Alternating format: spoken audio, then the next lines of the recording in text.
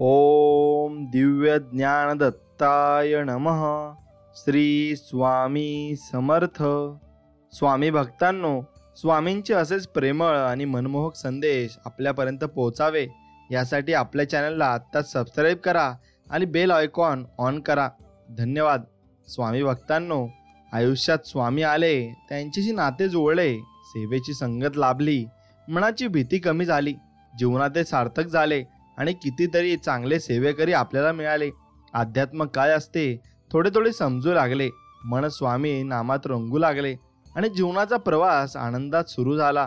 पुढे काय होईल याची चिंता उरली नाही आणि जगी जन्म मृत्यू असे खेळ ज्याचा हे लक्षात आले आणि अशक्य ते शक्य करणार कोण हे जाणवू लागले आणि या सर्वांच्या पाठीशी उभा आहे कोण हे प्रत्यक्षात आपल्याला दिसू लागले. आता जीवनाचे एकच लक्ष फक्त स्वामी सेवेत राहणे आणि स्वामींची सेवा करणे. आणि स्वामींची तुम्ही मनापासून सेवा करत असाल तर नक्कीच या व्हिडिओला एक लाईक करा आणि कमेंटमध्ये लिहा श्री स्वामी समर्थ, जय जय स्वामी समर्थ. या जगात कुणालाही तुमचं दुःख ऐकायला वेळ नाहीये. आपण तुमच्या दुःखाचा तमाशा चार चौघात करायला मात्र लोकांना नक्कीच वेळ आहे आणि एवढं लक्षात ठेवा.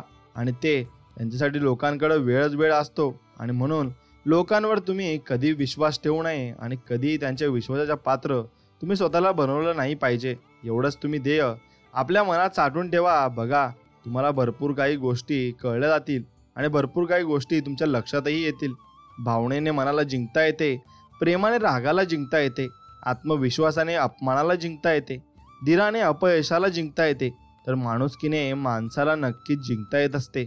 जी माणसं आपला विचार बदलू शकत नाही ते भविष्यात आणि आयुष्यात काहीही करू शकत नाही.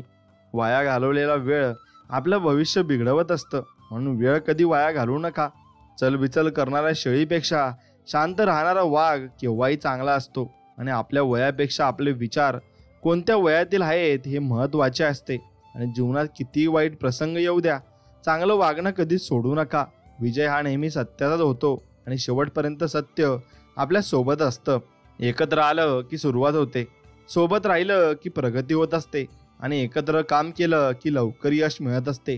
म्हणून वागण्यात खोटेपणा नसला की जगण्यात मोठेपणा हा लवकर मिळवता येत असतो.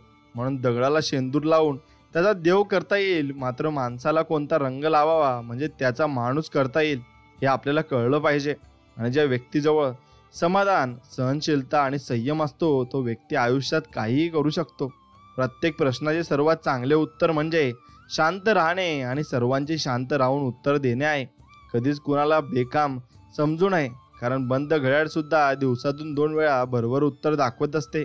म्हणून केवळ चुकल्यानेच नाती तुटतात असं नाही, तर बरीच नाती अहंकाराने सुद्धा तुटत असतात. म्हणून अहंकार कधी आपल्या जवळ बाळगू नका. वय आणि पैसा यावर कधीच गर्व आपण करू नका, कारण ज्या गोष्टी मोजता येतात त्या नक्कीच शेवटी संपत असतात. म्हणून ज्या गोष्टी संपत असतात त्यांच्यावर कधी तुम्ही गर्व करू नये. खरं जग हे वाईट लोकांमुळेच कळते आणि ते वाईट लोकही तेवढेच महत्त्वाचे आपल्या जीवनात असतात. म्हणून सर्वात जास्त नाती ही फक्त गैरसमजामुळे तुटतात. म्हणून बोलत चला आणि चांगल्या गोष्टी करत चला. स्वतः कमवलेल्या पैशांनी एखादी वस्तू खरेदी करून बघा, तुमचे शोक आपोआप कमी होऊन जातील आणि जबाबदारीचं ओझं तुम्हाला वाटायला लागेल. स्वतः कमवलेल्या पैशांनी फक्त गरजा पूर्ण होतात, शोक नाही. म्हणून शोक तुम्हाला स्वतःला पूर्ण करायला लागतील आणि कुठल्याच गोष्टीचा गर्व तुम्ही नाही केला पाहिजे. तुमच्याजवळ जे आहे ते उद्या ते नसूही शकतं हेही लक्षात घेतलं पाहिजे. कुणालाच कमी समजू नका. ज्याला तुम्ही दगड समजत असाल तो हिरा सुद्धा असू शकतो आणि तो हिरा सुद्धा बनू शकतो.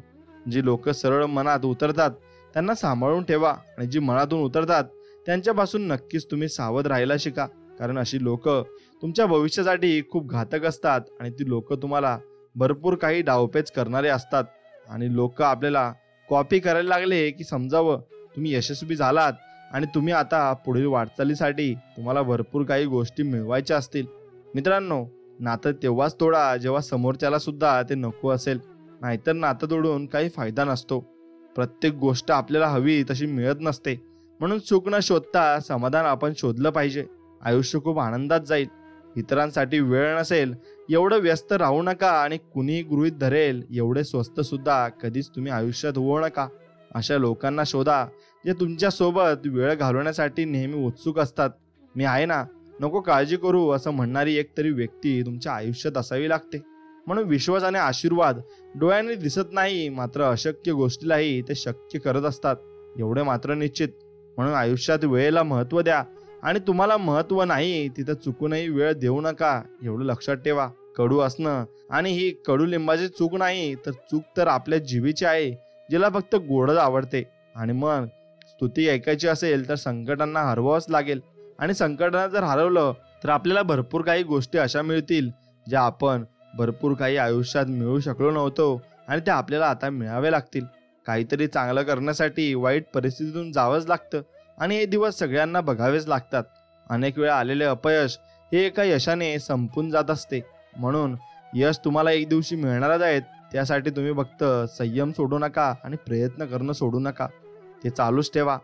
नशिबात नसलेली गोष्ट सुद्धा मिळवता येते, फक्त मनगटात ती मिळवण्याची जिद्द असावी लागते. म्हणून मोठमोठ्या गोष्टी करणारे लोक मोठे नसतात, तर छोट्या छोट्या गोष्टी समजून घेणारे मोठे असतात. आणि त्याच गोष्टी जे समजून घेतात तेच खूप पुढे जात असतात. प्रत्येक दिवशी काहीतरी नवीन शिकत राहा. काय माहिती जीवनात कशाची गरज पडेल. आणि जे तारुण्यातील दिवस झोपेत घालवतात त्यांचे म्हातारपणातील दिवस खूप वाईट असतात आणि तेही ते स्वतःच्या डोळ्यांनी बघतात. म्हणून जीवनातील वाईट काळच दाखवून देते की कोण हसतं आणि कोण दुर्लक्ष करतं, तर कोण सावरण्यासाठी येतं. म्हणून माणसाचे जगण्याचे उद्दिष्ट चांगले असले की त्याची वृत्ती आपोआप चांगली होत असते. काय चुकलं हे शोधणारे आयुष्यात पुढे जातात, तर कुणाचं चुकलं हे शोधणारे तिथेच राहत असतात. म्हणून जास्त विचार करत बसल तर मग कृती करण्याची संभावना खूप कमी होऊन जाते. म्हणून पुस्तकामधील धड्यापेक्षा आयुष्याने दिलेले धडे जास्त लवकर आपल्याला समजत असतात. म्हणून जेवढ्या उंच शिखरावर पोहोचाल तेवढे सोबती कमी होत जातील. म्हणून लहान तळ्यासारखे गोड राहा आणि जिथं सिंह सुद्धा खाली मान घालून पाणी पितात, तसेच तुम्ही आयुष्यात गोड राहायला शिका. निंदा आणि टीका वाटायला यावी आणि ती हवी. फक्त स्तुतीच ऐकू आली तर प्रगतीचे मार्ग बंद होत असतात. म्हणून निंदा आणि टीका यायलाच हवी. जीवनात प्रत्येक गोष्ट आणि व्यक्ती ही महत्वाचा असतो, कारण चांगले लोक साथ देतात तर वाईट लोक अनुभव देत असतात. सर्वात जास्त नाती ही फक्त गैरसमजामुळे तुटत असतात आणि गैरसमज आपण कोणत्या गोष्टीचा करू नये, कारण त्या व्यक्तीला आपण समोर ठेवावी आणि त्या व्यक्तीसोबत आपण बोलून घ्यावे, पण कोणत्या गोष्टीचा कधी गैरसमज करू नये. फक्त संघर्षाच्या काळातच एकटं राहावं लागतं, बाकी चांगल्या काळात सर्वच लोक आपल्या सोबत आपोआप येत असतात. दुसऱ्यांना अडचणीत आणून तुम्ही कधी यशस्वी होऊ शकत नाही, हे तुम्ही लक्षात घेतलं पाहिजे. म्हणून काही लोक आनंद मिळेल ते काम करतात, तर काही लोक मिळेल त्या कामात आनंद शोधत असतात आणि तो आनंद शोधत असताना भरपूर काही गोष्टी त्यांना समजाव्या लागतात आणि समजून घ्याव्या लागतात. म्हणून अपयश मिळाल्यानंतर कोणाला काय वाटतं हे महत्वाचं नाही. उठा, पुन्हा तयारी करा आणि कधी हार मानू नका आणि शेवटपर्यंत लढत राहा. बघा, तुम्हाला एक ना एक दिवस यश नक्कीच मिळणार आहे आणि देव तुम्हाला यश देणारच आहे, यावर फक्त तुम्ही विश्वास ठेवायला शिकले पाहिजे. म्हणून यशामागे धावत राहण्यापेक्षा तुम्ही नक्कीच आपल्या मनावर विश्वास ठेवा आणि विश्वास हा मनात दौडू द्या. नक्कीच बघा, तुम्हाला यश एक ना एक दिवस नक्कीच मिळेल आणि भरपूर काही तुम्हाला साध्य होईल. जीवनात एक गोष्ट खूप महत्वाची आहे, जोपर्यंत आपण चांगलं चालणं थांबवत नाही ना, तोपर्यंत आपण किती हळू वेगाने चालत आहोत यामुळे काही फरक पडत नाही ना, हे लक्षात येतं. आणि मित्रांनो, जीवनात तुम्ही भरपूर काही मिळवाल आणि भरपूर काही गोष्टी कराल, फक्त तुमची सोबत चांगल्या माणसांसोबत ठेवा, कारण त्यामुळे माणूस खरंच हरत असतो आणि मागे पडत असतो. तुमच्या स्वप्न खूप मोठे ठेवा, ते पूर्ण करण्यासाठी मेहनत भरपूर घ्या आणि मात्र ते पूर्ण करण्यासाठी कोणतीही कारणे देऊ नका, कारण त्यामुळे तुम्ही परत मागे राहू शकता. कुठलीही अशक्य गोष्ट ती मिळेपर्यंत कठीणच असते, म्हणून ती शक्य करण्यासाठी तुम्ही आतोनात प्रयत्नही केले पाहिजे. आनंद हा आपण कोण आहोत आणि आपल्याकडे काय आहे यावर अवलंबून नसून आपल्या विचारानुसार तो आपल्याला हळूहळू कळत असतो. आयुष्यात कितीही दुःख असू द्या, ते कितीही कठीण असू द्या, कधी हार मानू नका. या जगात कोणतीच गोष्ट कायमची राहत नाही. दुःखही हळूहळू कमी होत जाते आणि तुमच्या मनातील भीतीवर कधीच विश्वास ठेवू नका, कारण तिला तुमच्यातील क्षमता माहिती नाही. म्हणून आपल्याला त्याच गोष्टी मिळतात ज्यावर आपण लक्ष केंद्रित करतो. म्हणून तुम्हाला ज्या गोष्टी हव्या आहेत त्यावरच तुमचं लक्ष केंद्रित असू द्या. जर पळून पळून थकला असेल तर मग चालत राहा, पण थांबा. जेव्हा तुमचे लक्ष तुम्ही गाठाल आणि तेव्हापर्यंत तुम्ही अजिबात थांबू नका. एखादी गोष्ट मिळवण्यासाठी एखादा दिवस किंवा वर्षही लागेल, मात्र जे मिळवायचे आहे त्याचा मार्ग व त्याचा मार्ग नक्कीच मिळेल याच्यावर तुमचा विश्वास असायला हवा. जीवनाची खरी सुरुवात तेव्हाच होते जेव्हा आपण आपला कम्फर्ट झोन सोडतो आणि आपल्या कम्फर्ट झोनच्या बाहेर पडतो. म्हणून दररोज सकाळी उठल्यानंतर स्वतःला ही आठवण करून द्या की मला जे मिळवायचे आहे ते मी मिळवू शकतो आणि ते मिळूनच राहणार आहे. म्हणून भूतकाळातील अनुभव आणि भविष्यातील प्रेरणा घेऊन आपण वर्तमानात हवं ते मिळवू शकतो. फक्त आपला स्वतःवर विश्वास असायला हवा आणि तो विश्वास कायम टिकून ठेवण्यासाठी तुम्हाला भक्तीत आणि नामस्मरणात राहावं लागेल आणि स्वामींच्या भक्तीत तुम्हाला असावं लागेल. तुम्ही जर स्वामींचं नामस्मरण केलं तर तुम्हाला भरपूर चांगले अनुभव येतील आणि स्वामी तुमच्या सगळे प्रत्येक संकटात तुमच्या पाठीमागे उभे राहतील. फक्त एकदा तुम्ही स्वामींचा अनुभव घेऊन बघा. भरपूर काही मोठा अनुभव मलाही आला आहे आणि तुम्हालाही स्वामींचा अनुभव येईल आणि तुमच्या मनासारखं सगळं होईल. मित्रांनो, संधी मिळत नसतात तर त्या तुम्हाला निर्माण कराव्या लागतात. म्हणून जीवनातील सर्वात मोठा आनंद म्हणजे ते मिळवणे आहे, जे तुम्ही मिळवू शकत नाही असं लोक म्हणतात. आणि लोकांच्या नक्कीच तुम्ही विश्वासावर राहू नका आणि त्यांच्या बोलण्यावर जाऊ नका. तुम्ही आपल्या मनावर फक्त विश्वास ठेवा. नक्की सर्व काही तुम्हाला साध्य होईल. स्वतःला हा प्रश्न नका विचारू की माझ्याजवळ काय नाही आहे, तर हा विचारांनी माझ्याजवळ काय आहे हे तुम्ही विचार नक्कीच केला पाहिजे. जग तेच लोक बदलतात ते जे तसा विचार करतात आणि त्यावर कृती सुद्धा करतात. म्हणून मी अजून मला हवं ते मिळवलं नाही, पण कालपेक्षा आज थोडा ध्येयाच्या जवळ नक्कीच गेलो आहे असं आपण स्वतःला सांगायचं आहे. कारण एका दिवसात आपण ध्येय गाठू शकत नाही, कारण थोड्या थोड्या दिवसात आपण ते ध्येय गाठणार आहेत, एवढंच खरं आहे. म्हणून मित्रांनो, जीवनात सोपं असतं परिस्थिती हाताळणं, पण अवघड असतं ते मनस्थिती सांभाळणं. पण ज्याला मनस्थिती सांभाळायला जमतं त्याचं मन कुठल्याही परिस्थितीत रमून जातं, हेही खरं आहे. मग खरंच देवाचा खेळ कोणालाच कळू शकत नाही. म्हणून नेहमी कर्म चांगली करत राहायचं आणि शेवटी त्याचंच फळ आपल्याला मिळणार आहे, यातच आपण रमत जायचं आणि आपण प्रयत्न करत राहायचे आहे. मित्रांनो, वेदनाच्या ओझासकट ज्याला खळखळून हसता येतं त्याच्यासारखा जादूगार या जगात दुसरा कोणीच नसतो. म्हणून आपण हसायला शिकलं पाहिजे आणि प्रयत्न करत राहिलं पाहिजे. कटू आहे पण सत्य आहे. ज्यांना मनात हृदयात जागा देतो तीच लोक आपला पद्धतशीर आपला विश्वासघात करतात आणि निघून जात असतात. म्हणून तुम्ही कधी कोणावर विश्वास करण्या अगोदर पहिले त्याची परीक्षा घ्यायला हवी. एका वेळ आपल्याकडे जवळची व्यक्ती नसेल तर त्रास होत नाही, पण असून सुद्धा ती नसल्यासारखी वागत असेल तर मनाला खूप त्रास होत असतो आणि मग आपण कुठेतरी आपण चुकतोय असं आपल्याला वाटत असतं. म्हणून त्या गोष्टीमध्ये जास्त रमण्यापेक्षा तुम्ही तुमच्या ध्येयाकडे वाटचाल केली पाहिजे आणि त्याप्रमाणे तुम्ही वागलं पाहिजे. माणसाने मोठे मोठे शोध लावले, मात्र नेमकं दुःख नेहमी चांगल्याच माणसांच्या वाट्याला काय येतं याचा शोध अजून पण लागलेला नाही आणि तो लागायला नक्कीच असायला हवा. आणि तो लागला की मग कळेल माणसानं दुःख कुठून होतं. मित्रांनो, संसाराची झोळी किती जरी फाटली असली तरी जोपर्यंत सुईला धाग्याची साथ असते तोपर्यंत झोळीचे अस्तित्व साबूत असते. म्हणून तुम्हाला तुमच्या साथीदाराची पूर्णपणे गरज याच्यात लागणार आहे आणि ती पूर्णपणे गरज तिने निभावली पाहिजे आणि साथीदार तुमचा भक्कम पाहिजे. त्यासाठी त्याला विचार करून तुम्ही निवडायला हवं आणि मग तुम्ही पुढे जायला हवं. कोणाचं काहीच अडत नाही. कोणा विचारून आपण मात्र उगाच विचार करत बसतो त्याचं कसं होईल आणि आपल्या वाचून. म्हणून वेळ बदलते, नाती बदलतात, माणसं बदलतात, आयुष्य सुद्धा बदलतं, पण आठवण अशी एक गोष्ट आहे जी कधीच बदलत नाही आणि जी कधीच जाणारही नाही. म्हणून आलेल्या परिस्थिती पुढं झुकत नाही तरच चांगले दिवस येतात. कारण आपल्यावर आलेली संकटही नेहमी आपल्याला असलेली जिद्द पाहण्यासाठी येत असतात. म्हणून ती जिद्द आपण पूर्ण ठेवायची आहे आणि ते कधीच हार मानायची सुद्धा नाहीये.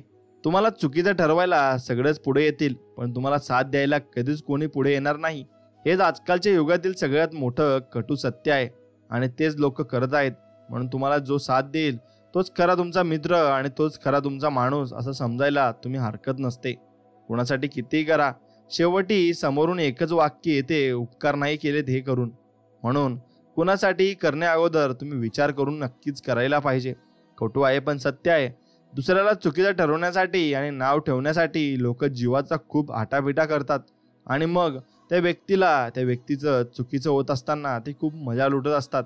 पण लक्षात ठेवा, कर्माचा फेरा आहे आणि हा तुमच्यावरही फिरणारच आहे, एवढं मात्र लक्षात ठेवायला हवं. मित्रांनो, आपली सुंदरता आरशात नाही तर लोकांच्या हृदयात बघा. केलेल्या प्रत्येक चुकीचं स्पष्टीकरण देता आलं म्हणजे आपण चुकलोच नाही असं होत नाही. स्वतःला पटेल तसं पण योग्य पद्धतीने वागावं. दुसऱ्याचं बघून वागून स्वतःचं अस्तित्व गमावू नये. कारण चमकणारी प्रत्येक गोष्ट ही हिरा नसते आणि तुम्हीही कुठल्या धुतलेल्या दुधाचे नसतात. कारण तेही आपण समजून घेतलं पाहिजे. आपली चुकी कुठेतरी असतेच. म्हणून सुखाची अपेक्षा असेल तर दुःखही भोगावे लागतील. आणखीन जीवनात यश हवे असेल तर संकटांना सामोरे हे जावेच लागते आणि ते जावेच लागणार आहे. त्याला दुसरा पर्याय नाही. काही जणांना सवयच असते हातातला हिरा सोडून कोळशा मागे धावायची.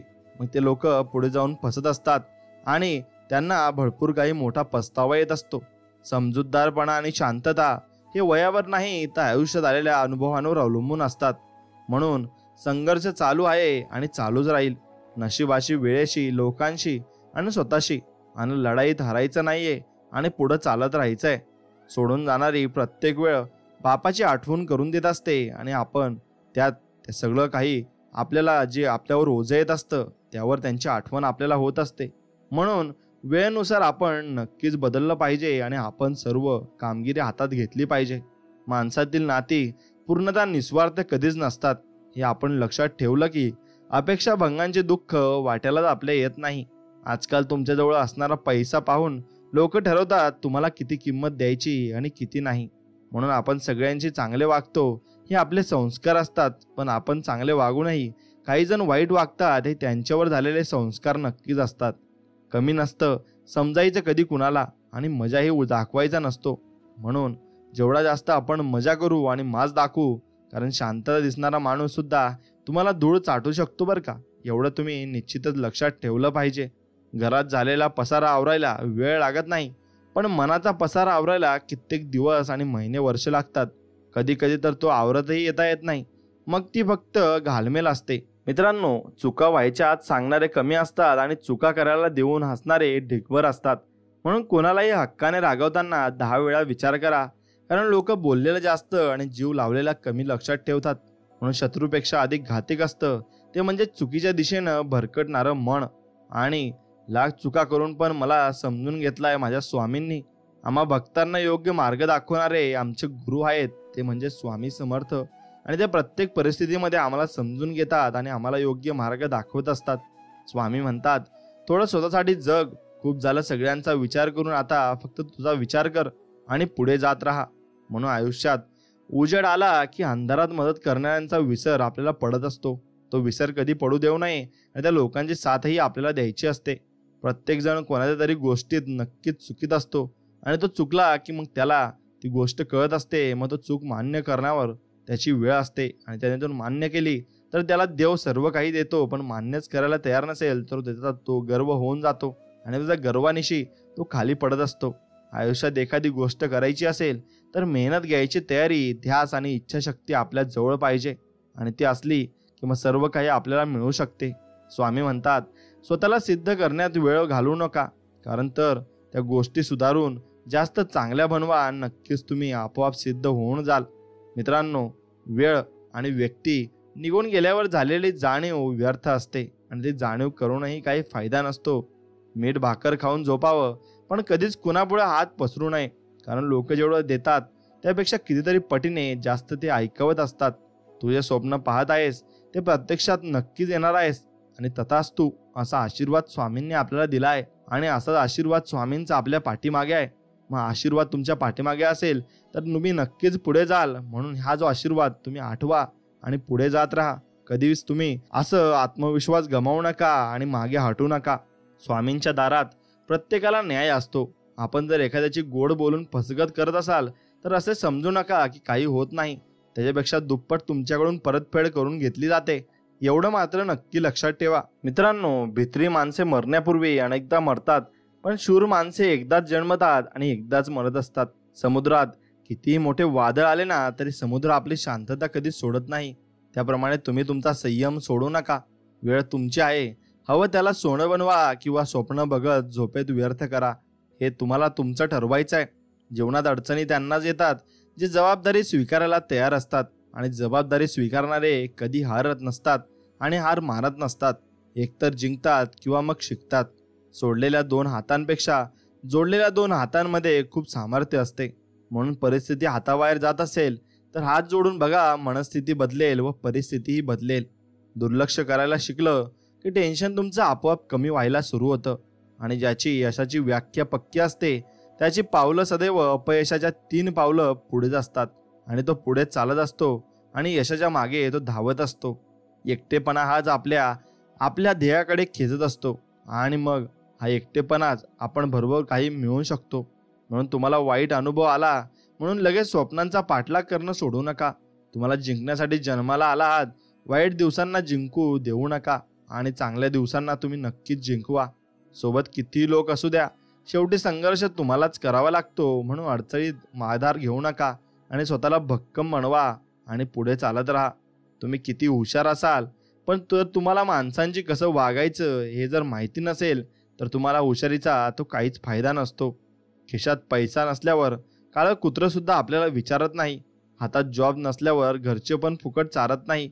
जिवंत आहे तोपर्यंत अस्तित्व आहे माणसाचं. मेल्यावर 13 दिवसापेक्षा जास्त कोणी आपल्याविषयी रडत नसतो. एक वेळेस पाण्यावर दिवस काढा, पण जवळच्या लोकांकडे कधीच तुम्ही मदत मागू नका आणि मदतीला जाऊ नका.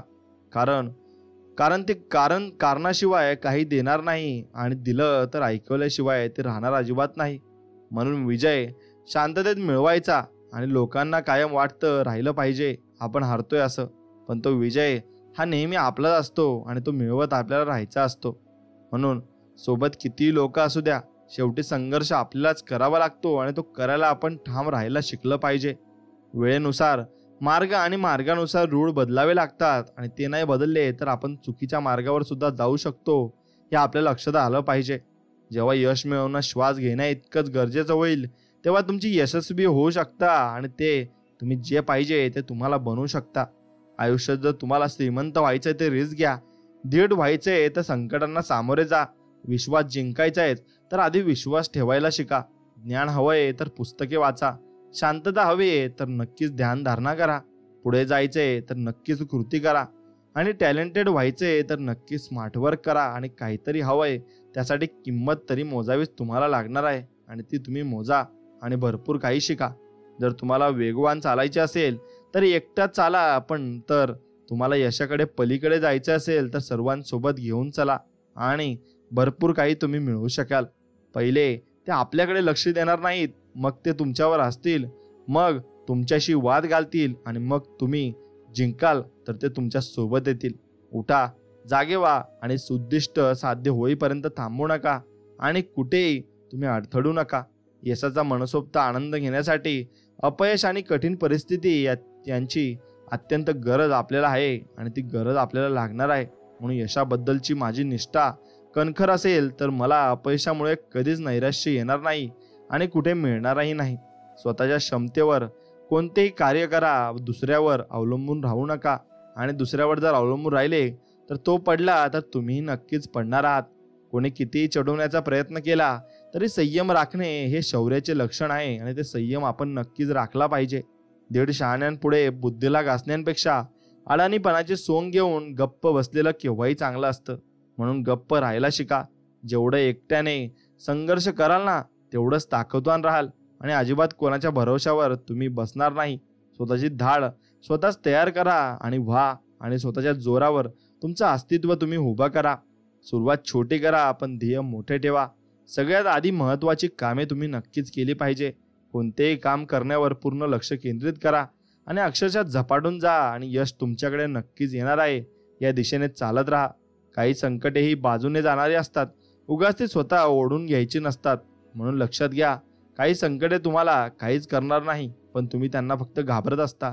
म्हणून तुम्हाला फक्त शांतता आणि संयम ठेवायचा आहे. मग त्याचा फायदा हा तुम्हाला नक्कीच होणार आहे आणि व्हायलाच लागतो. एकटं राहायला शिका. ना कुणाला गमवायची भीती असते, ना कुणाला मिळवण्याची तडफड असते. कुणावर अवलंबून आपलं आयुष्य नसतं आणि स्वतःच आपलं आयुष्य एक वेगळं विश्व असतं. खूप अवघड असतं, पण स्वतःला मनाला इतकं स्ट्रॉंग बनवा की त्याला कुणावर डिपेंड राहण्याची सवय नाही लागली पाहिजे. आणि स्वतःला इतकं स्ट्रॉंग बनवा की कुणाच्या असण्याने आणि नसण्याने, कुणाच्या बोलण्याने आपल्याला काहीच फरक नाही पडला पाहिजे. जेव्हा आपल्या मेंदूवर आपला विश्वास नसतो, आपल्यातला आत्मविश्वास आणि मनगटातील ताकद कमी झालेली असते ना, तेव्हा तो माणूस आपल्या हातावरील रेषांमध्ये आपले भविष्य बघत असतो. म्हणून तुम्ही कधीही हातांच्या रेषांमध्ये भविष्य बघितलं नाही पाहिजे आणि स्वतःच्या मेहनतीवर तुम्ही विश्वास ठेवला पाहिजे.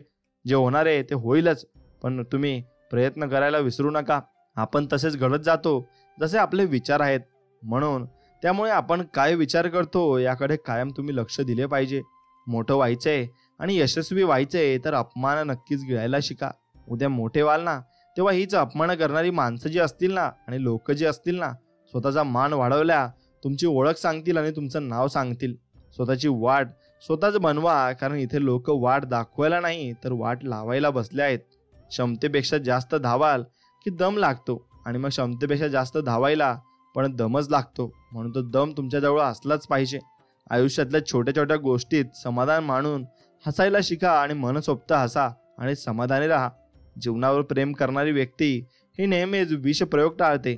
त्यामुळे नेहमीच वाईट कृत्य करणंही टाळा, आणि त्यामुळे जीवन अधिक सुखकर होऊन जाईल आणि अगदी मनमोहक तुमचं जीवन होऊन जाईल. मैत्री अशी करा जी दिसली नाही तरी चालेल, पण जाणवली नक्कीच पाहिजे. पुन्हा जिंकायची तयारी तिथूनच करायची जिथे हरण्याची जास्त आपल्याला भीती वाटत असते. आणि इतरांवर अवलंबून राहणे शहाणपणाचे नाही. शहाण्या माणसाने स्वतःच्या पायावर उभे राहून काम केले पाहिजे. हळूहळू सर्व काही ठीक होऊन जाते आणि सर्व काही आपल्याला मिळत असते. प्रत्येक क्षणाचा आनंद घेऊन जगा, कारण गेलेली वेळ परत येत नाही आणि येणारी वेळ कशी आहे हे आपल्याला सांगताही येत नाही.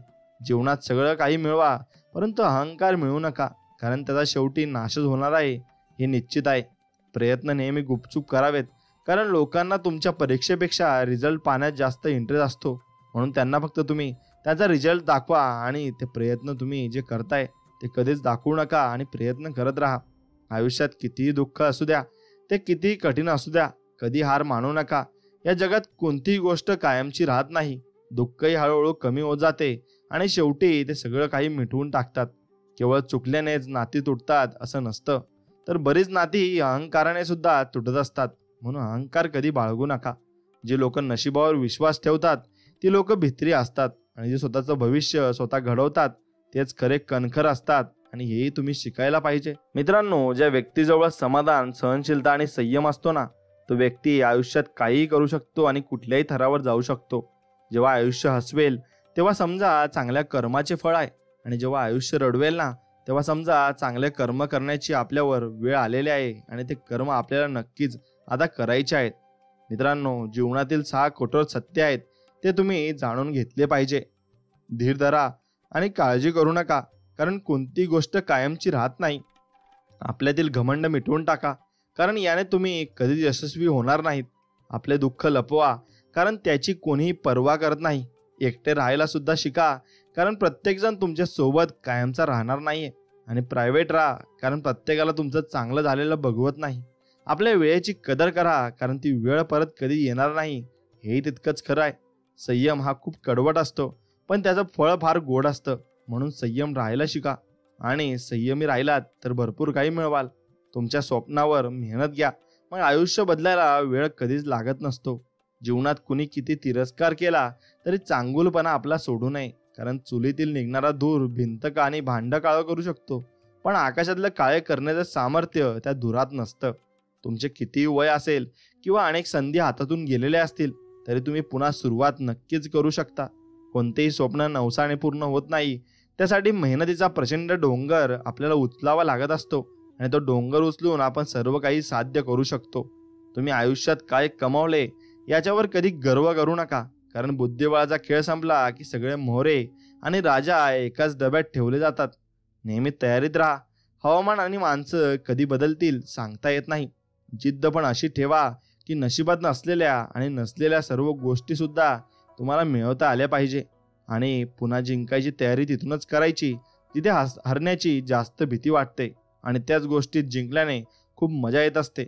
जीवनात हजारो युद्ध जिंकण्यापेक्षा स्वतःवर विजय प्राप्त करणे सर्वोत्तम ठरेल. मग जीत नेहमी आपले होणार, आणि जीत तुमच्याकडून कोणीच हिसकावू घेऊ शकणार नाही, कारण तुम्ही स्वतः जिंकलेले असाल. 3 गोष्टी कधी लपवता येत नाही. एक म्हणजे सूर्य, चंद्र आणि सत्य. म्हणून सत्य कधी झुकत नाही आणि ते कधी हारतही नाही. तुमचा जन्म गरीब घरात झाला हा तुमचा दोष नाही, पण तुम्ही गरीब म्हणून मेलात ना, तर तो तुमचाच दोष आहे. पण तुम्ही समाधानी होऊन सुद्धा नक्कीच जीवन जगलं पाहिजे. समाधानी होण्यातच पण एक वेगळंच सुख आहे, आणि पैसा तुम्ही फक्त गरजेपुरता कमवला पाहिजे. मी काहीतरी चांगलं करेल हा विश्वास, आणि मी काहीतरी चांगलं करेलच हा असतो आपला आत्मविश्वास. जर तुम्हाला वेगवान चालायचे असेल तर एकटा चाला, पण जर तुम्हाला यशाच्या पलीकडे जायचे असेल ना, तर सर्वांसोबत घेऊन चला आणि सर्वांना पुढे न्या. नेहमी तयारीत राहा. नक्कीच हवामान आणि माणसं कधी बदलतील सांगता येत नसतं. जी माणसं फक्त पैशाला किंमत देतात त्यांच्या जीवनात चांगली माणसं कधीच टिकत नसतात आणि कधीही ती थांबत नसतात. या या 6 सवयी तुमच्यातील ऊर्जा भरपूर काही संपवत असतात. त्या आजच काढून टाका. ते म्हणजे अतिविचार करणे, झोपेच्या अनियमित वेळा, निगेटिव्ह लोकांसोबत राहणे, व्यायाम न करणे, आळशी जीवनशैली, रागावर नियंत्रण नसणे आणि योग्य आहार न घेणे आणि पुरेसं पाणी न पिणे. या 6 गोष्टी टाळा. तुम्हाला भरपूर काही गोष्टी तुमच्याकडे मिळवाव्या लागतील आणि त्या मिळून राहतीलच. फक्त तुम्ही या गोष्टी सोडल्या पाहिजेत. फक्त स्वामींवरचा विश्वास तुम्ही सोडू नका. तो तसाच तुम्ही कायम ठेवा. तुम्हाला सर्व काही प्राप्त होईल. मित्रांनो, स्वामींवरचा विश्वास असा असेल तर नक्कीच व्हिडिओला एक लाईक करा आणि कमेंटमध्ये श्री स्वामी समर्थ लिहायला विसरू नका. आणि मित्रांनो, तुम्ही जीवनामध्ये कधीही दुःख करू नका. कारण जेवढं दुःख कराल तेवढं तुम्हाला यातना आणि परत दुःख भोगावंच लागेल. कारण दुःखाचं मूळ आणि शोधण्याचा प्रवास आपण आता करूया. कारण दुःखाचं मूळ हे शोधलंच पाहिजे. दुःख विसरणं लोकांना फार कठीण जातं. अज्ञातांच्या भीतीपायी लोक ज्ञात दुःखाला प्राधान्य देत असतात. दुःखाबद्दल बोलताना एक महत्त्वाचा फरक आहे. मग मी जेव्हा दुःखाचा उल्लेख करेन तेव्हा मानसिक आणि भावनिक दुःखाकडे माझा निर्देश असेल. काय वाटेल ते झालं तरी आपल्याला आयुष्यात मानसिक आणि भावनिक दुःख सहन करावं लागू नये यासाठी एक मार्ग आहे. मला असं म्हणायचं नाही की आपल्याला जे भोगावं लागतं ते सगळ्यांना आपल्या मेंदूची निष्पत्ती असते किंवा आपण तशी बनवाबनवी करतो. दिवसागणित लोकांच्या आयुष्यात भयंकर आणि दुर्दैवी घटना घडत असतात. मला असं म्हणायचं आहे की आपल्या जीवनात आलेल्या अपार वेदना सहन कराव्या लागल्या असल्या तरी दुःख हे वैकल्पिक आहे आणि दुसऱ्या शब्दात वेदना टाळता येत नाहीत. परंतु आपल्या जीवनात घडणाऱ्या घटना किंवा उद्भवणाऱ्या परिस्थितींवर आपण कशी प्रतिक्रिया देतो हे आपणच ठरवत असतो आणि त्यावरून आपल्याला दुःख होईल की नाही हे ठरत असतं. म्हणून बौद्धजन म्हणतात की मग आपल्या आयुष्यात ज्या ज्या वेळेस नकारात्मक घटना घडते त्या त्या वेळेस 2 बाण आपल्या दिशेने येतात. भौतिक स्तरावर बाण लागला की वेदना होतात आणि भावनिक स्तरावर बाण लागणं हे अधिक वेदनादायक आणि दुःखदायक असतं. म्हणून बुद्धांनी सांगितलं आहे, पहिल्या बाणावर आयुष्यात आपण नेहमीच नियंत्रण ठेवू शकतो असं नाही, परंतु पहिल्या बाणाप्रती आपली प्रतिक्रिया हा दुसरा बाण असतो आणि तो दुसरा बाण वैकल्पिक असतो. आणि काही वर्षापूर्वी बुद्धांचं हे विधान ऐकल्यावर मी जरा गोंधळलो आणि ते गोंधळल्यानंतर कारण त्यांच्या सांगण्याचा माथितार्थ मला कळत असला तरी माझ्या आयुष्यात त्याचं उपयोजन कसं करावं हे मला माहिती नव्हतं आणि समजत नव्हतं. म्हणून दुःख करायचं की नाही अशी निवड जर प्रत्येकाला दिली तर मग मला नाही वाटत की कोणी दुःख भोगायची निवड करेल. कारण दुःख न भोगायची निवड मी कशी करू शकेन. ते जर इतकं सोपं असतं तर कोणाला दुःख झालं नसतं. आणि काही वर्षानंतर दुःख कुठून येतं याची नवी समज मला आली आणि त्याच्या मूळ स्थानापाशीच ते झोपवायला मला जमलं. म्हणून स्वविकासाचा माझा प्रवास जसा सुरू झाला तसाच मी अनेक शिकवणी, अभ्यास आणि पद्धतींचा संपर्कात आलो आणि जेणेकरून लोकांना त्यांच्या समस्यातून बाहेर यायला मदत करणं मला जमू लागलं. आणि अगदी शेकडो नाही तरी कैक पुस्तकं मी वाचली आणि मानसशास्त्राचा अभ्यास केला आणि थेरपिस्टकडे गेलो आणि अनेक विचारवंतांना ऐकलं आणि माझ्या सवयी बदलायचाच प्रयत्न केला आणि पहाटे 4ला उठलो आणि आहारशैली बदलली. अधिक रचनात्मक आणि शिस्तशीर झालो आणि स्वतःच्या न कळत स्वतःचे छुपे गुण दोष उघड करू लागलो आणि विविध व्यक्तिमत्वाचा अभ्यास केला आणि दररोज ध्यानधारणा केली आणि आध्यात्मिक शिबिरांना वर्णी लावली आणि आध्यात्मिक गुरूंचा गांडा बांधला आणि विविध प्राचीन धर्माचा धांडोळा घेतला. तुम्ही जे म्हणाल ते कदाचित मी करून पाहिलं असेनच. उत्तर मग शोधण्यासाठी मी कासावीस झालो होतो. कारण माझ्या आयुष्यातलं दुःख कसं थांबवावं आणि इतरांनाही त्यात कशी मदत करावी हे मी जाणून घेत इच्छित होतो. आणि जर म्हटलं तर यापैकी काही गोष्टींनी माझ्यात लक्षणीय सुधारणा जरी झाली असती तरी माझं दुःख काही त्यामुळे थांबलं नाही. तेव्हाही मला अतिशय चिंता, भय, असमाधान, चिडचिड, राग, नैराश्य आणि सुस्तपणा रोजच जाणवत असे. म्हणून सगळं करून बघितल्यावर जेव्हा मला उत्तर सापडलं नव्हतं तेव्हा अगदी खरं सांगतो हा शोध घ्यायला सुरुवात केली आणि त्यापेक्षाही माझी अवस्था अधिक बिकट झाली आणि उद्देशहीन, आशाहीन आणि दिशाहीन असल्यागत मला वाटलं. आणि काय करावं, कुठे शोधावं आणि कोणाशी बोलावं हेच मला समजत नव्हतं आणि माझ्या आयुष्यात घंटात काळोख दाटला होता. मग अशातच आशेचा एक किरण मला प्रकाशाच्या दिशेने नेऊ लागला आणि अनेक वर्षांच्या शोधानंतर अचानक मला असा पहिला गुरु सापडला, ज्याने मला प्रशिक्षक कसं व्हायचं ते शिकवलं आणि माझं स्वतःचं दुःख मी कसं कमी करू शकेन याचं उत्तर त्यानेच उघड केलं, असं लेखक म्हणत आहेत. आणि आपल्या मनाचं कार्य कसं चालतं आणि मानवी अनुभवांची निर्मिती कशी होते हे समजून घेतल्यानंतर मला उत्तर त्याचं सापडलं. मग सर्व दुःखांचं मूळ काय आहे हे आपण शोधूया. स्वतःभोवती जो शोध घेतो तो बुद्धिमान प्राणी स्वतःच्या अंतरंगात जो शोध घेतो तो सुज्ञ असतो. आता आपण वास्तवाच्या नाही तर विचारांच्या जगात राहतो. सिडनी बँक्स एकदा म्हणाले होते, विचार हे वास्तव नाही, तरी सुद्धा विचारांच्या माध्यमातून आपलं वास्तव निर्माण होतं. आणि आपण प्रत्येक जण या जगाप्रतीच्या आपल्या दृष्टिकोनामुळे जगतो आणि प्रत्येक व्यक्तिगणित दृष्टिकोन अतिशय भिन्न असतो. छोटं उदाहरण सांगतो. तुमचं पाव आयुष्य संपलं आहे. आता अस्तित्वासंदर्भात फार मोठी आपत्ती तुमच्यावर कोसळली आहे आणि एका कॉफी शॉपमध्ये बसून तुम्ही कॉफी पित आहात आणि तुमच्या मनावर अतिशय ताण आहे. तुम्ही आयुष्यात काय करणार आहात याची तुम्हाला किंचितही कल्पना नाही. आणि त्याच वेळेस त्याच कॉफी शॉपमध्ये बाजूची व्यक्ती अगदी आनंदात हातातल्या कॉफीचा आस्वाद घेत भोवतालचं रमगमत निरीक्षण करत आहे. आणि तुम्ही दोघं एकाच कॉफी शॉपमध्ये आहात, पण एकच गंध अनुभवत आहात आणि तुमच्या भोवती तेच सगळे त्रयस्थ आहेत, पण तरी सुद्धा तुम्हा दोघांना जग अतिशय भिन्न दिसत आहे. मग आपल्यापैकी अनेक जण एक समान प्रसंगातून जातात, पण समाधान स्थानी एकाच वेळेस असतात, तरी सुद्धा प्रत्येकाला जगाचा पूर्णतया भिन्न अनुभव येतो. मग आपण वास्तवाच्या नाही तर विचारांच्या जगात कसं राहतो याचं आणखी एक उदाहरण पहा. तुम्ही जर 100 लोकांकडे जाऊन त्यांना विचारलं की त्यांच्या लेखी पैशाचं महत्त्व काय, किती उत्तर तुम्हाला मिळतील असं तुम्हाला वाटतं? जवळपास 100 वेगळी उत्तरं तुम्हाला मिळतील.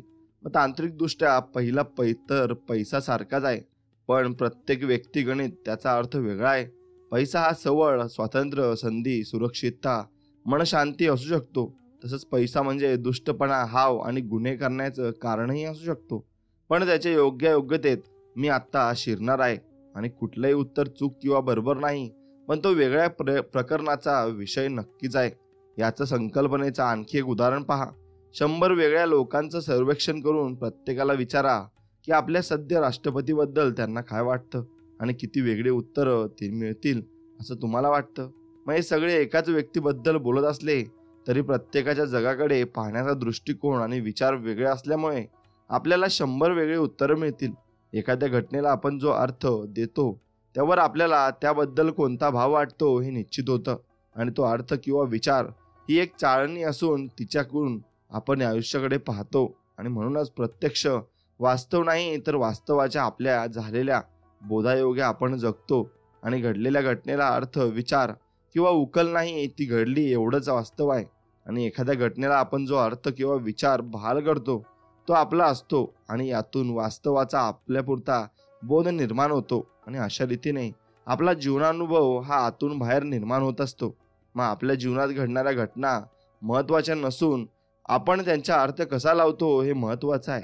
कारण त्यातूनच एखाद्या गोष्टीबद्दल आपल्या मनात बरा किंवा वाईट भाव निर्माण होतो. आणि म्हणूनच अविकसित जगातले लोक हे विकसित जगातल्या लोकांपेक्षा अधिक आनंदी असू शकतात आणि विकसित जगातले लोक हे अविकसित जगातल्या लोकांपेक्षा अधिक दैनावस्थेत असू शकतात.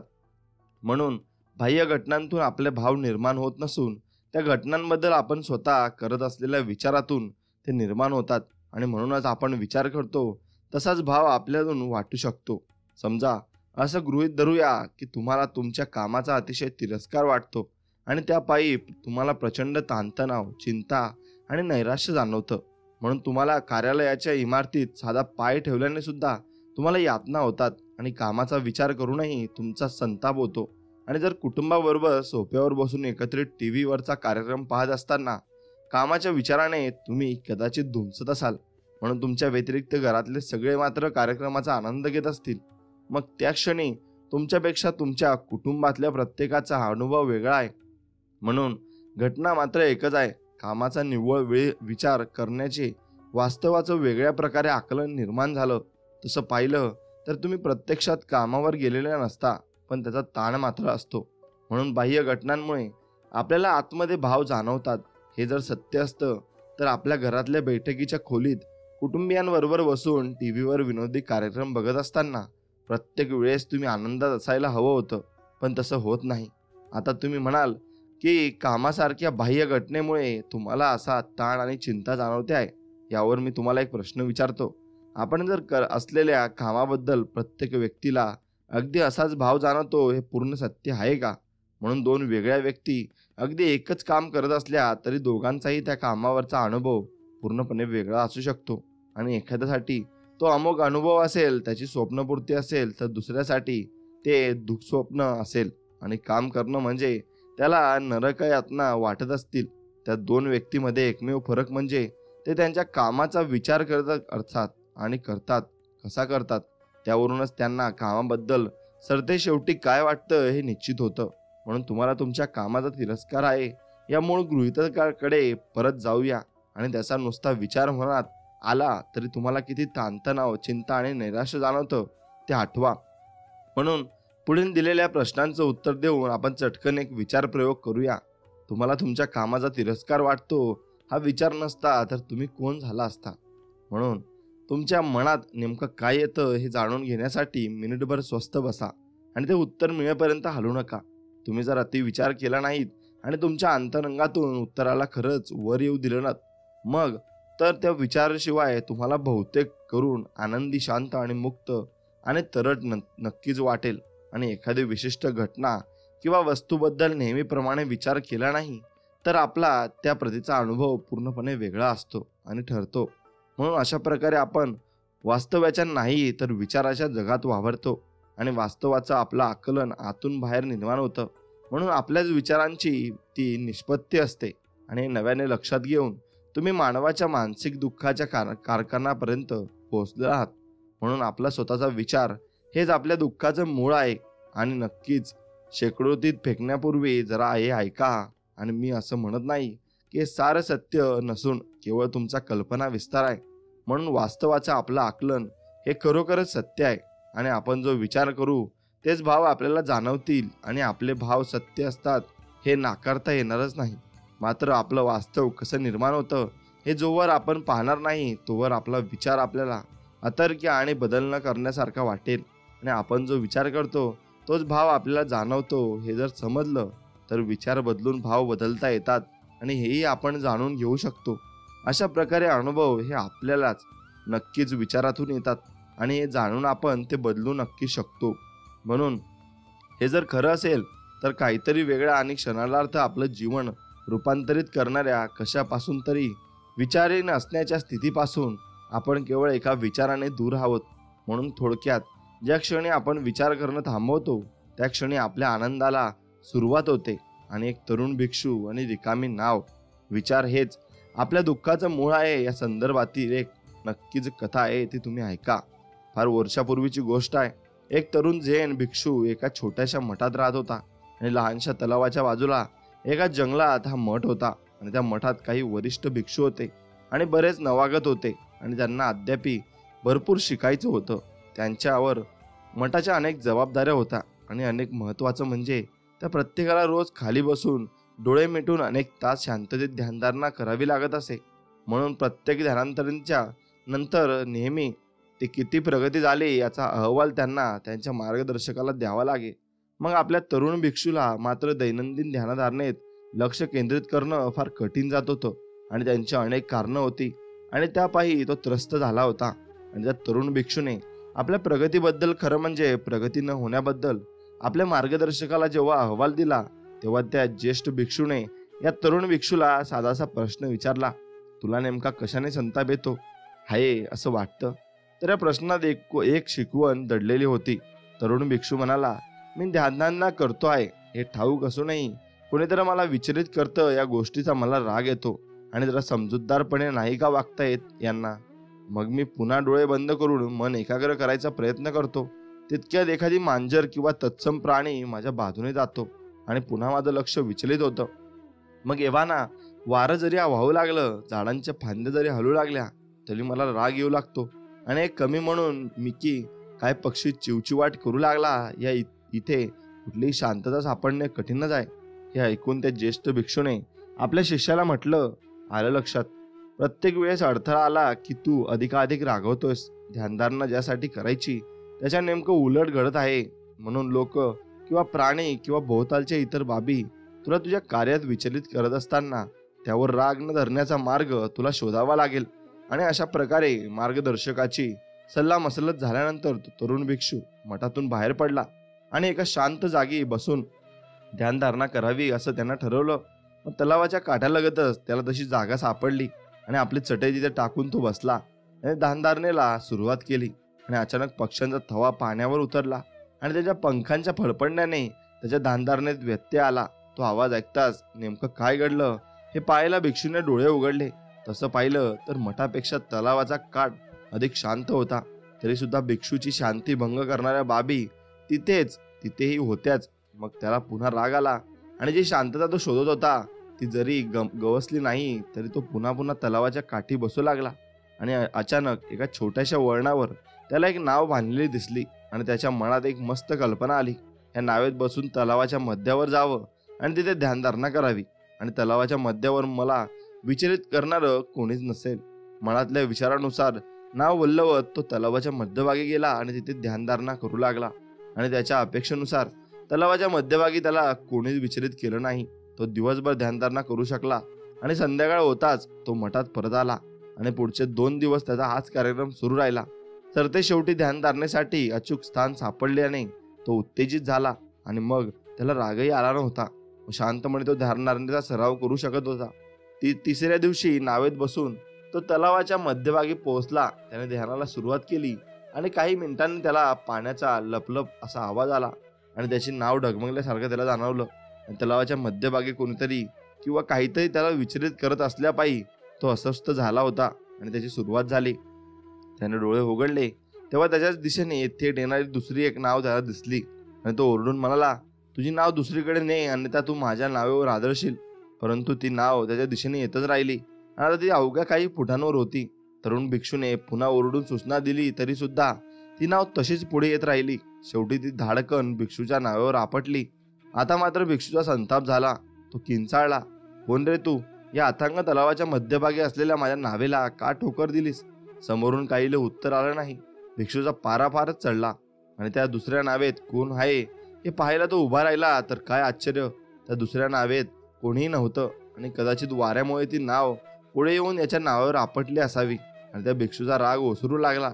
रिकामी नाव होती ती, त्यात चिडण्यासारखं काहीच नव्हतं. मग त्या क्षणी त्याला त्याच्या मार्गदर्शकाचा प्रश्न आठवला. तुला नेमका कशाने संताप येतो आहे असं वाटतं? त्याच्या मनात आलं, इतर व्यक्ती, परिस्थिती किंवा वातावरण यामुळेच नाही, रिकाम्या नावामुळे नाही, तर मग त्याच्याप्रती मी व्यक्त केलेल्या प्रतिक्रियेमुळे मला राग आला होता. मग या रिकाम्या नावाप्रमाणेच लोक किंवा परिस्थिती अस्वस्थ करून मला संतप्त करतात आणि मी जर प्रतिक्रिया दिलीच नाही तर मला संतापायला लावण्याचे सामर्थ्य त्या कोणत्याही नाही आणि कोणातही नाही. म्हणून त्यानंतर तो भिक्षू आपले नाव वल्लवत किनाऱ्याकडे गेला आणि तो मठात परतला आणि इतर भिक्षूंबरोबर त्यानेही ध्यानधारणाला सुरुवात केली. आता त्याच्या भोवताली आवाज होत असत, त्याचं चित्त विचलित होत असे. पण तो भिक्षू त्या सर्वांकडे रिकामी नाव या भावनेनं पाहून स्वतःची ध्यानधारणा शांतपणे सुरू ठेवे. तेव्हा ज्येष्ठ भिक्षूने हा बदल पाहिला. तेव्हा तो तरुण भिक्षूला म्हणाला, तुला कशाने खरोखर राग येत होता हे लक्षात घेऊन तू त्याच्यावर मात केली आहेस आणि हे माझ्या लक्षात आलं आहेस. आणि म्हणून असंच तुम्ही तुमच्या विचारांवर मात केली पाहिजे. म्हणून आपण विचार तरी का करतो हे तुम्ही लक्षात घेतलं पाहिजे. मी विचार करतो आणि लाखो वेळा आनंद विहार विचार मी केलाय, मग एखादाही त्यासह नाही. म्हणून माणूस म्हणून उत्क्रांती होत असताना तर्क, विश्लेषण आणि विचार करण्याची उत्कृष्ट आधुनिक क्षमता आपल्यात विकसित झाली आणि त्यामुळे जगायला मदत झाली. आणि आपल्याला जिवंत ठेवण्यासाठी आपलं मन आश्चर्यकारक काय फरक पडतं आणि काय करतं, पण फोपवायला ते मदत करत नाही. आणि आपली सुरक्षितता आणि जगणं एवढ्याशीच त्याला देणं घेणं आहे आणि समाधान आणि सौख्याशी नाही. मग आपल्या जीवाला इजा करू शकणाऱ्या परिसरातल्या संभाव्य धोक्याबद्दल आपल्याला सजग करणं हे आपल्या मनाचं कार्य आहे. मन आपलं कार्य इतकं उत्तम पद्धतीने पार पाडतं की मग ते आपल्या भोवताल धोक्यांसाठी विचारून तर काढतंच, पण शिवाय गृहीत प्रसंग निर्माण करण्यासाठी भूतकाळातल्या अनुभवांचा संदर्भ घेत भविष्यकाळातले संभाव्य धोके कुठले असतील याचं भाकीत स्मरणातल्या जोरावर नक्कीच ते करतं. आणि यातलं काहीही चुकत नाही. मेंदूची रचना ज्या कार्यकर्ता झाली आहे आणि ते कार्य ते व्यवस्थित पार पाडतं आणि आपल्याला जीव राहायला आणि जिवंत राहायला ते मदत करणं, आणि हेच त्याचे एकमेव कार्य आहे. आणि जेव्हा आपल्या लक्षात येत नाही तेव्हा आपल्याला त्याचा राग आणि त्या पायी नैराश्य येतं आणि एका गोड गैरसमजातून सगळा संघर्ष निर्माण होतो. आणि आपल्याला जिवंत ठेवणं हे आपल्या मेंदूचं नक्कीच आद्य कर्तव्य आहे, आणि आपल्याला समाधानी ठेवणं हे आपल्या सजग जाणीवेचं कर्तव्य आहे. मुळात स्वतःसाठी शांतता, प्रेम आणि सौख्य शोधण्याचा या प्रवासाला तुम्ही सुरुवात करण्यामागचं कारण म्हणजे तुमचा आत्मा आहे. आणि जे कार्य करण्यासाठी मेंदूची रचना झाली आहे ते कार्य ते उत्तमरित्या पार पाडताय. आणि परंतु आता काही तुम्ही पूर्वीसारखे जंगलात राहत नाही, कुठल्या तरी कोपऱ्यात तुमचा मृत्यू दबा धरून बसलेला नाही. तेव्हा तुम्ही तुमच्या मेंदूची या कार्यातून मुक्तता करू शकता. आणि आपण जर आपलं मन वापरत राहिलो तर आपण सातत्याने लढा किंवा पळा, चिंता, भीती, त्यागा, नैराश्य, राग, संताप या आणि अशा इतर अनेक नकारात्मक भावना असतात सातत्याने राहाल. कारण प्रत्येक गोष्टीत अस्तित्वाला धोका आहे, नक्कीच आपल्याला असं वाटत राहतं आणि मनाला वाटतं. मग तुम्हाला जर मुक्त, आनंदी, शांत आणि प्रेमाने परिपूर्ण असं राहायचं असेल तर केवळ मनाचंच ऐकून थांबवून मनाला इतर काहीतरी अधिक मोठ्या बाबींशी संलग्न करावं लागेल. आणि जेणेकरून केवळ जगायलाच नाही तर पोपवायला सुद्धा तुम्हाला नक्कीच मदत होईल, एवढं तुमच्या लक्षात आलं पाहिजे. विचार विरुद्ध विचार कृती करणं हे आपल्याला जमलंच पाहिजे आणि ते शिकून घेतलं पाहिजे. कारण विचार करणं थांबवा आणि आपल्या समस्यांचा अंत करा. विचार म्हणजे ऊर्जायुक्त मानसिक कच्चा माल असून त्यापासूनच आपण या जगात सारं काही निर्माण करतो. आणि विचाराशिवाय आपण कुठलाही अनुभव घेऊ शकत नाही. विचार हे नाम आहे आणि करायची एखादी कृती नाही. जर आपल्याकडे असलेली काहीतरी बाब आहे हे लक्षात येणं आणि घेणं महत्वाचं आहे, तर मनात विचार यायला कुठलेही श्रम किंवा जोर करावा लागत नाही. तो आपोआप येतो. आणि मनात कोणता विचार येईल यावर नियंत्रण ठेवता येत नाही. म्हणून आपल्या मनापडल्याड असणारं विश्व या विचारांचा स्रोत आहे. आणि त्या उलट विचार करणं म्हणजे मनातल्या विचारांवर विचार करण्याची कृती. आणि यासाठी भरपूर ऊर्जा, प्रयत्न आणि इच्छाशक्ती लागते. आणि विचार करण्याची कृती करताना मनातल्या विचारांमध्ये सक्रियपणे गुंतवणूक द्यावं लागतं. आणि मनातल्या प्रत्येक विचारांशी गुंतवणूक घ्यायची गरज नसते, परंतु जेव्हा असं गुंतवणूक घेतलं जातं तेव्हा ती विचार करण्याची कृती ठरते. आपल्या सर्व मानसिक दुःखाचं मूळ हे विचार करणंच आहे. आणि आता तुम्हाला वाटेल की सकारात्मक विचार या चित्रात कुठे बसतात. म्हणून सकारात्मक विचार आणि चांगले वाटणारे विचार हे विचार करण्याच्या कृतीची निष्पत्ती नाहीत, उलट शांती, प्रेम आणि सौख्य या आपल्या नैसर्गिक अवस्थेतून त्यांची निर्मिती होते. आणि अस्तित्वाच्या अवस्थेचं हे एक ऊब आणि उत्पादन असून ते विचार करण्याची अवस्था नाही. मग पुढच्या प्रकरणात आपण याचा खाचा खोलत जाऊन विचार करूया. तुर्तास एक छोटासा विचार प्रयोग आपण करूया. मी तुम्हाला एक प्रश्न विचारेन, तुम्हाला त्यावेळेस कोणता अनुभव येतो आणि त्याची जाणीव तेवढी ठेवायची आहे. नंतर काय झालं याचा आपण आढावा घेणार आहोत. म्हणून वर्षभरात किती पैसे कमवण्याचं तुमचं स्वप्न आहे, क्षणभर थांबा आणि मनातलं उत्तर वर येईपर्यंत नक्कीच तुम्ही वाट पाहिली पाहिजे. त्यानुसार कार्य नक्कीच केलं पाहिजे. मित्रांनो, वर्षभरात तुम्ही किती पैसे कमावू इच्छिता याच्या उत्तराचा विचार करण्यासाठी स्वतःला 30 ते 60 सेकंद द्या. आणि तुम्ही किती पैसे कमवायचे आहेत याबद्दल विचारांची योग्य आकाराची मालिका निर्माण होईपर्यंत पुढे जाऊ नका. आता त्या रकमेची 5 पट करा. 5ने गुणलं असता समोर येणाऱ्या आकड्याच्या नव्या स्वप्न ध्येयाबद्दल तुम्ही काय विचार करत आहात. पुन्हा 30 ते 60 सेकंद वेळ स्वतःला देत याच्याबद्दल विचार करत असताना तुमच्या मनात कोणते भाव आले आहेत याची जाणीव करून घ्या. आणि भावनांची अशी जाणीव करून घेत असताना तुमच्या मनात आणखी कोणते विचार येत आहेत ते पहा. आणि झाल्याशिवाय तुम्ही पुढे जाऊ नका. आता सगळं समोर आणा आणि काय घडलं याचा आढावा घ्या. आणि वर्षभरात किती पैसे कमवण्याचं तुमचं स्वप्न आहे हा पहिला प्रश्न तुम्हाला विचारला आणि काही क्षणात एक उत्तर तुमच्या मनात निर्माण झालं. हा विचार होता. बघा, तो किती झटक्यात आणि सहजतेने आला. आणि हे उत्तर तुमच्या मनावर आल्यावर मी तुम्हाला उत्तराचा विचार करण्याची कृती करायला सांगितलं. आणि उत्तराचा विचार करा असं म्हटल्यावर काय झालं, असं तुम्ही जर इतर लोकांसारखे असाल तर कदाचित त्या विचारांचा विचार करायला सुरुवात केल्या क्षणी तुमची अवस्था भल्या मोठ्या आकाश पाळण्यात बसल्यागत झाली असणार. मग तुम्ही असाही विचार केला असेल की इतके पैसे कमवायचा कुठलाच मार्ग नाही. मग तुमच्या कुटुंबात इतके कुणी पैसे कमावले नाहीत आणि इतके पैसे कसे मिळवायचे हे तुम्हाला ठाऊकच नाही. म्हणून इतके पैसे हवेसे वाटणं हा निव्वळ मूर्खपणा आहे किंवा सगळा केवळ हावळटपणा आहे. या विचारांबद्दल विचार करताना तुम्हाला कसं वाटलं याची नोंद करा. बहुधा फार भारी वाटलं नसणार, पण हरकत नाही. त्याबद्दल काय करता येईल हे मी तुम्हाला लवकरच दाखवणार आहे. आणि विचारांविरुद्ध विचार करण्याचं हे मूलभूत उदाहरण आहे. मी तुम्हाला एक प्रश्न विचारला की 100% तुमच्या मनात चटकन एक विचार येईल. आणि विचार हे मूलतः वाईट नसतात. लक्षात ठेवा, ते ऊर्जायुक्त मानसिक कच्चा माल असून त्यापासून आपण जगात निर्मिती करतो. आणि ज्या क्षणी आपण आपल्या विचारांचा विचार करतो त्या क्षणी आपण भावनिक आकाश पाळण्यात खेचले जातो. आणि आपण आपल्या विचारांचा विचार करण्याची कृती केली की मग आपणच आपल्या विचारांना जोखू लागतो आणि त्यांच्यावर टीका करू लागतो आणि नाना प्रकारच्या आंतरिक भावनिक गदारोळाचा अनुभव घेऊ लागतो. आता तुम्हाला किती पैसे कमवायचं असं मी विचारलं तेव्हा रकमेबद्दल तुमच्या मनात एक विचार आला आणि तो विचार तटस्थ होता आणि त्यापायी भावनिक गदारोळ निर्माण झाला नाही. आणि उलट तुम्हाला व्यापक आणि उत्तेजक वाटलं असेल. म्हणून तुम्हाला किती कमवायची इच्छा आहे या विचारांबद्दल जेव्हा तुम्ही विचार करू लागलात तेव्हा मात्र तुम्ही साशंक झालात आणि मग स्वतःला अपात्र समजू लागलात. चिंता, संताप, अपराधी भावना किंवा अशा भावना कदाचित तुम्ही अनुभवल्या असणार. म्हणून आपल्या सगळ्या दुःखाचं मूळ विचार करण्याची कृती आहे हे मी म्हणतो. आणि ते याच्यासाठी आपल्याला किती कमवायचं आहे याबद्दल प्राथमिक विचाराने कुठलंही दुःख ओढून आणलं नव्हतं, परंतु आपल्याला किती कमवायचे आहेत या विचाराबद्दल जेव्हा तुम्ही विचार करण्याची कृती सुरू केलीत तेव्हा मात्र दुःख निर्माण झालं.